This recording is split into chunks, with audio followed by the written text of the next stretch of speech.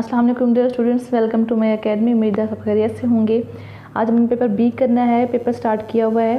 According to book हमने paper 7 start किया हुआ है। आज उसका पार्ट बी करेंगे जिसमें 31 to 60 MCQs पर डीपली डिस्कशन करेंगे। चैनल को लाइक सब्सक्राइब करें, फेलोज के साथ शेयर करें। तो स्टार्ट करते हैं 31 से। And the statement is educational evaluation is a process by which, कि एजुकेशनल एवेल्यूएशन एक प्रोसेस है जिससे क्या होता है, a teacher and student can assess their performance. Option C आएगा यहाँ पे। बेसिकली ये जो एवेल्यूएशन का पर्पस क्या होता है, आप कोई डिसीजन लेते हैं, परफॉर्मेंस को एवेल्यूएट करते हैं, ठीक है। तो उसके अकॉर्डिंग यहाँ पे ऑप्शन सी आएगा, ठीक है। टीचर का क्यों है यहाँ पे कि टीचर अपनी जो उसका टीचिंग मेथड होता है एवेल्यूएशन से देखता है कि क्या मेरे टीचिंग जो मेथड थे, पढ़ाने के तरीके थे, क्या वो इतने इफेक्टिव थे कि बच्चों की लर्निंग अच्छी हुई है, ठीक है। तो दोनों की एवेल्यूएशन होती है यहाँ पे। नेक्स्ट है मेजरमेंट इज़ अ, मेजरमेंट क्या है, क्वांटिटी में हम बात करते हैं मेजरमेंट की, ठीक है। Quantifying a number, quantifying the traits, यहाँ पे क्या है, फिर ऑप्शन सी आएगा क्वांटिटेटिव एंड स्टैंडर्डाइज, कि मेजरमेंट क्या है, क्वांटिटेटिव है एंड स्टैंडर्डाइज है। नेक्स्ट है which of the following is a conduct by which a teacher assesses the level of understanding, interest and the attention of the children.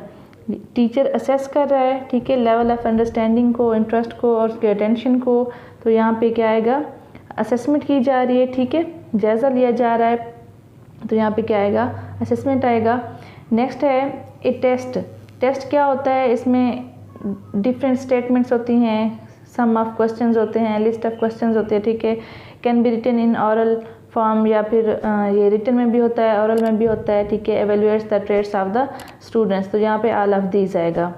Next है there is no interaction between people without, कि लोगों के दरमियान या लोगों के between क्या है, नो इंटरेक्शन है, कोई इंटरेक्शन नहीं है। किसके अकॉर्डिंग, कि विदाउट द कम्युनिकेशन, अगर कम्युनिकेशन नहीं होगी तो कोई इंटरेक्शन नहीं होगा। तो ऑप्शन सी आएगा यहाँ पे। कम्युनिकेशन क्या है, एक प्रोसेस है कि जिसमें फीलिंग्स हैं, ठीक है, थॉट्स हैं, आइडियाज़ हैं, इंफॉर्मेशन है, आप उसका इंटरचेंज करते हैं।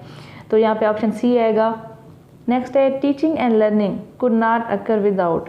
टीचिंग एंड लर्निंग क्या होता है, पढ़ाने एंड सीखने वाला प्रोसेस है, ठीक है, कि टीचर पढ़ा रहा है, स्टूडेंट लर्न करने, ये पूरा प्रोसेस है, ये अकर नहीं होता विदाउट द कम्युनिकेशन, ठीक है। कम्युनिकेशन ज़रूरी है, ऑप्शन सी आएगा यहाँ पे। नेक्स्ट है the elements of communication. Different communication के एलिमेंट्स हैं जिसमें सोर्स है, रिसीवर है, सेंडर है, कंसेप्ट है, आपका आइडिया है जो आपके माइंड में आता है, आप उसको इनकोडिंग करते हैं, ठीक है। एंड देन उसको अपने जो आपने इमेज माइंड में बनाया होते हैं, स्केच बनाया होता है, उसको रिलेट करते हैं सूटेबल वर्ड्स के साथ, फिर आप बोलते हैं अगर आप वर्बल यूज़ कर रहे हैं कम्युनिकेशन, ठीक है।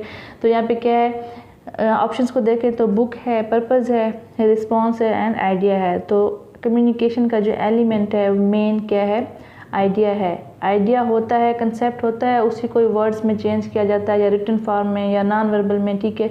तो मेन एलिमेंट क्या है इसका, idea and concept. Option C is the correct option. Next है the methods of communication are. Communication के मेन जो मेथड्स हैं वो वर्बल एंड नॉन वर्बल हैं, ठीक है। ऑप्शन ए आएगा यहाँ पे। एंड वर्बल को डिटेल में देखें तो इसमें मज़ीद फिर रिटन आ जाता है, ठीक है, एंड ओरल आ जाता है। रिटन में क्या होता है, आप वर्ड्स लिखते हैं, ठीक है, लिख के कोई ना कोई कम्युनिकेशन करते हैं। तो काम कौन सा कर रहे हैं, वर्ड्स यूज़ हो रहे हैं यहाँ पे, चाहे रिटन में भी हैं वर्ड्स यूज़ हो रहे हैं। एंड ओरल में क्या होता है, आप बोलते हैं वही वर्ड्स, ठीक है। तो वर्बल में क्या, रिटन एंड ओरल आ जाता है। तो यहाँ पे जो बेस्ट MCQs का जो बेस्ट ऑप्शन है वो ऑप्शन ए है, कि methods of communication are verbal and non verbal. Non verbal में क्या होता है, बॉडी लैंग्वेज है, आपके फेशियल एक्सप्रेशंस हैं, ठीक है, मूवमेंट्स हैं, आपके जो इशारे होते हैं वो बताते हैं।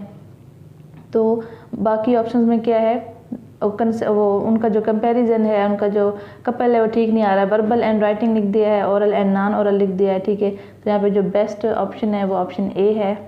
नेक्स्ट है the type of verbal communication. कौन सी टाइप्स हैं, एक्सप्लेनिंग है, फिर क्वेश्चनिंग है। एक्सप्लेनिंग में आप कोई चीज़ एक्सप्लेन कर रहे हैं, वजाहत कर रहे हैं, वजाहत के टाइम भी आप कोई ना कोई वर्ड्स यूज़ कर रहे हैं, क्वेश्चनिंग में भी आप वर्ड्स यूज़ कर रहे हैं, ठीक है। तो ये दोनों आएंगे, ऑप्शन सी आएगा यहाँ पे, both A and B. Next है one of the following is not a feature of communication. इनमें से कौन सा कम्युनिकेशन का फीचर नहीं है। अगर MCQs को देखें तो फर्स्ट है it involves the more than an individual, ठीक है, ये इसका फीचर है। नेक्स्ट है it involve the transmission of information. जी कम्युनिकेशन में क्या होता है, इंफॉर्मेशन की ट्रांसमिशन होती है, आइडियाज़ एंड थाट्स हैं जो भी है। तो it is not limited to the art of writing, ठीक है। लास्ट ऑप्शन है कि it is limited to the art of speaking, ये इसका फीचर नहीं है, ठीक है। कम्युनिकेशन जस्ट लिमिटेड नहीं है कि आप बोल रहे हैं, आर्ट ऑफ स्पीकिंग तक लिमिटेड नहीं है, ठीक है। तो ये ऑप्शन डी आएगा यहाँ पे। नेक्स्ट है which of the following is not a stage of communication process. Stage कह लें या एलिमेंट कह लें, डिफरेंट हैं, ठीक है। इनकोडिंग है, मैसेज है, फीडबैक है, चैनल है जो आप यूज़ कर रहे हैं, किस चैनल के थ्रू आप अपना मैसेज कन्वे कर रहे हैं, ठीक है। रिसीवर होगा, सेंडर होगा, तो इन्वायरमेंट होता है, डिफरेंट इसके स्टेजेस हैं या एलिमेंट्स हैं। यहाँ पे हमने ऑप्शन डी सिलेक्ट किया रेसिपेंट, ये भी स्टेज है। यहाँ पे एक और ऑप्शन आना चाहिए था। अगर इनको वेबसाइट्स पे इसको सर्च करें तो वहाँ पे जो रेसिपेंट के अलावा, रिसीवर के अलावा क्या आता है, वहाँ पे टेलीफोन ने लिखा हुआ है, डिफरेंट मतलब कोई और ऑप्शन लिया हुआ है कि वो उसकी स्टेज नहीं है, कि उसका एलिमेंट नहीं है। तो यहाँ पे ने ऑप्शन डी लिया हुआ, ये नहीं आएगा, ठीक है। रिसीवर रिसीव करने वाला, मैसेज को रिसीव करने वाला रिसिपेंट, ये भी इसकी एक स्टेज में आता है, इसके पूरे प्रोसेस में आता है। यहाँ पे एक और ऑप्शन आएगा, तो ये बाकी सारे क्या हैं, इसकी स्टेजेस हैं। नेक्स्ट है when encoding the message which of the following में बी ओवरलुक्ड, कि जब मैसेज को इनकोड किया जाता है, इनकोड क्या है, एक ऐसा प्रोसेस है जिसमें कन्वर्ट किया जाता है थॉट्स को, जो भी आपके माइंड में कोई आइडिया आ रहा है उसको वर्ड्स में या कन्वर्सेशन में लेके आना। तो एक प्रोसेस होता है कंप्लीट। इसमें क्या होता है, विच ऑफ द फॉलोइंग में बी ओवरलुक्ड, क्या चीज़ नज़रअंदाज की जाती है, ऑप्शन डी आएगा यहाँ पे। लैंग्वेज को भी माइंड में रखा जाता है, ठीक है। लैंग्वेज में क्या होता है, डिफरेंट यूज़ ऑफ वर्ड्स होते हैं, ठीक है। तो आप क्या करते हैं, अपना कोई आइडिया माइंड में सोचते हैं तो उसको कन्वे करने के लिए कोई सूटेबल लैंग्वेज यूज़ करते हैं ताकि अगले को समझ जाए, नेक्स्ट वाले को। अगर नॉन वर्बल ले रहे हैं तो सिंबल कौन सा यूज़ करेंगे, साइन कौन सा यूज़ करेंगे, ठीक है। तो ओवरलुक्ड है यहाँ पे, तो यहाँ ऑप्शन डी आएगा। नेक्स्ट है N appropriate channel of communication is not dependent on, ये इररिलेवेंट जो एमसीक्यू ऑप्शन है ए है, मोटरवे, इस पर नॉट डिपेंडेंट है, ठीक है। नेक्स्ट है one of the following is the duty of A recipient of A message, कि मैसेज को जो रिसीव करने वाला है उसकी क्या ड्यूटी है। 4 ऑप्शंस हैं, decoding, sending the feedback, interpretation and the encoding.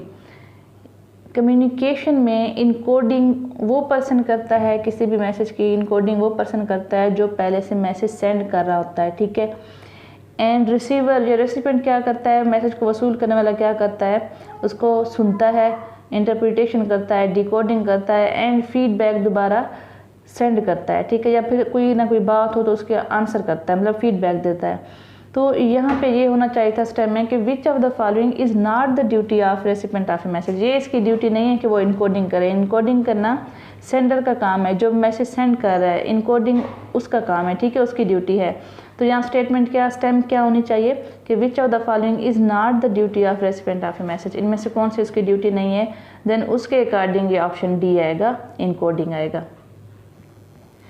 Next है which of the following is not crucial for the effective communication. Effective communication के लिए ज़रूरी है कि आप बेस्ट सूटेबल वर्ड्स यूज़ करें, ठीक है, एंड क्लैरिटी होनी चाहिए कि आपका पर्पस क्या है। तो यहाँ पे जो ऑप्शन डी है कि इफ़ेक्टिव लिसनिंग, ये ज़रूरी नहीं है, ठीक है, यहाँ पे ऑप्शन डी आएगा। तो नेक्स्ट है which of the following is not a feature of verbal communication. Options को देखें तो वर्ड्स हैं, बिल्कुल वर्बल कम्युनिकेशन में यूज़ ऑफ वर्ड्स होता है, ठीक है। आर्टिकुलेशन क्या है, आप डिफरेंट अपने वोकल ऑर्गन्स यूज़ करके वर्ड्स को प्रोनाउंसिएट करते हैं, प्रोनाउंसिएशन है। तो यहाँ पे क्या है, is not a feature of verbal communication, तो यहाँ पे पेपर आएगा। नेक्स्ट है which of the following is not an example of verbal communication, यहाँ पे राइटिंग आएगा, ठीक है। वर्बल मीन्स अगर हमने कम्बिनेशन देखना है, टेलीफोन पे हम क्या करते हैं, बोल के बात करते हैं, मीटिंग में भी बोल के बात करते हैं, ठीक है। तो इंटरव्यू में भी बोला जाता है, ठीक है, ओरल हम बात कर रहे हैं सारी।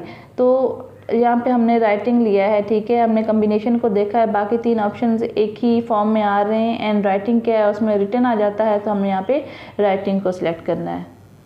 नेक्स्ट है which of the following is not associated with the non verbal communication. Non verbal communication क्या है, जिसमें आप इंफॉर्मेशन को कन्वे करते हैं by using the body language, symbol, science, facial expressions, ठीक है।